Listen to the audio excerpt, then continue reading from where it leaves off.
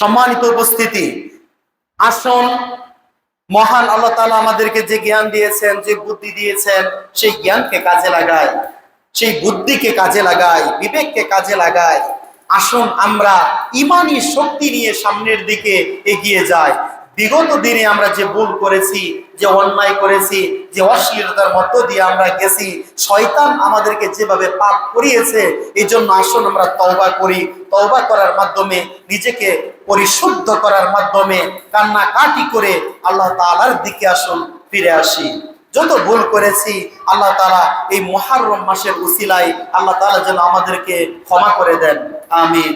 আজকের দিনে যে সিয়াম পালন করার কথা ছিল, আমরা যারা সিয়াম পালন করিনি, আগামীকালকেও ইনশাআল্লাহ আমরা সিয়াম পালন করতে পারবো।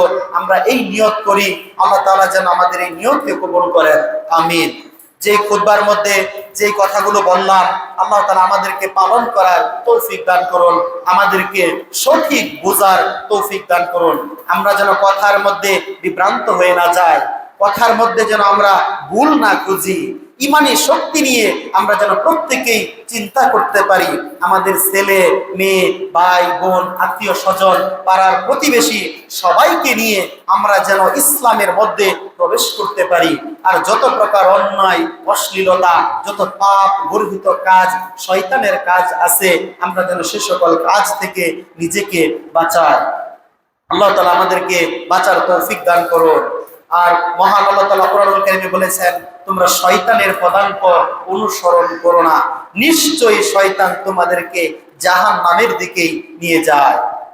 শয়তান নিজেও জাহান্নামে যাবে, শয়তানের চেষ্টা প্রচেষ্টা সে আমাদেরকেও জাহান্নামে নিয়ে যাবে, এটা যেন আমরা বুঝতে পারি। আল্লাহ তাআলা আমাদেরকে সঠিক বুঝার তৌফিক দান করুন, আমিন। রব্বানা আতিনা ফিদ দুনিয়া হাসানাতাও ওয়া ফিল আখিরাতি হাসানাতাও ওয়া কিনা আযাবান নার। ইয়া মুকাল্লিবাল কুলুব সাব্বিত কলবি আলা দীনিক।